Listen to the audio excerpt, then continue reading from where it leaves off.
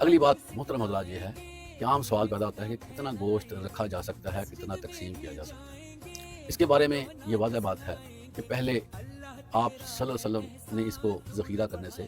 منع فرمایا تھا، لیکن جب اہل ایمان کی حالت، مالی حالت بہتر ہو گئی اور گھروں میں خوشحالی آ گئی اور اکثر لوگ قربانی کرنے لگے، تو آپ صلی اللہ علیہ وسلم نے اجازت دے دی کہ لوگ اس کو ذخیرہ بھی کر سکتے ہیں۔ چنانچہ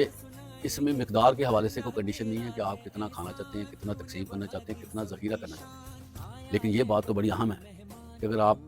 قربانی کرتے ہیں، قربانی کا ثواب، لیکن اس کے بعد قربانی کے گوشت کا ثواب علیحدہ ہے۔ اگر آپ منیمم مقدار میں قربانی کا گوشت بانٹتے ہیں تو اس کے حساب سے ثواب، اگر آپ زیادہ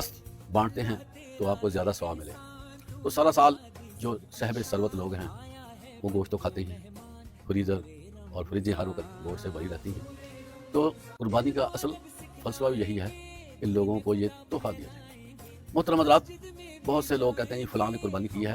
ان کو گوشت کی ضرورت نہیں ہے، یہ ان کا اپنا فلسفہ ہے، یہ بات ٹھیک نہیں ہے۔ آپ کے جو عزیز و اقارب ہیں، جو دوست ہیں، جو ہمسائے ہیں، جنہوں نے قربانی کی ہے یا نہیں کی، آپ نے ان کو گوشت دینا ہے اور یہ تحفہ ہوتا ہے اپنی طرف سے۔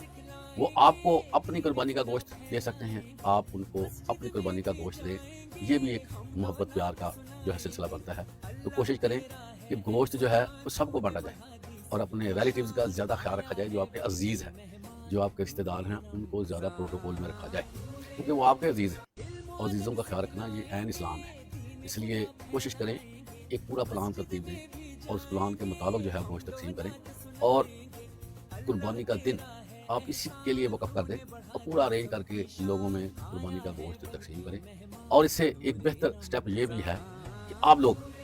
قربانی کے گوشت سے سالن بنا سکتے ہیں، زیادہ مقدار میں سالن بنایا جا سکتا ہے۔ تو آپ اپنے ہمسایوں کو، دوستوں کو، عزیزوں کو دعوت دے سکتے ہیں اور گھر میں بلا کر ان کو کھانا کھلایا جا سکتا ہے۔ یہ بہت بڑی جو ہے وہ بات ہے اور یہ سنت کے مطابق ہے کہ قربانی کے گوشت کی دعوت کرنا تو بہت اچھا عمل ہے۔ کوشش کریں کہ قربانی کے گوشت کو ارینج کر کے اپنے رشتہ داروں کو بلا کر گیٹ ٹوگیدر کر لیجیے، یہ سب سے اچھا ہے۔ تو یہ قربانی کا گوشت جو ہے بہت ہی فائدہ مند ہے، کیونکہ یہ اچھے اور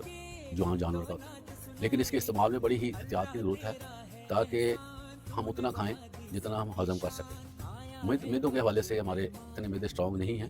کہ ہم گوشت کو زیادہ مقدار میں ہضم کر سکیں۔ زیادہ تر ہمارے گھروں میں برائلر کا گوشت ہی ہوتا ہے جو بڑا لائٹ سا ہوتا ہے، تو یہ گوشت جو ہے ذرا طاقت رکھتا ہے، اس کے لیے اس کے کھانے میں احتیاط ضروری ہے تاکہ بعد میں ہمیں اور کوئی مسائل سے دو چار منانا پڑے۔ محترم حضرات، یہ کچھ باتیں قربانی کے حوالے سے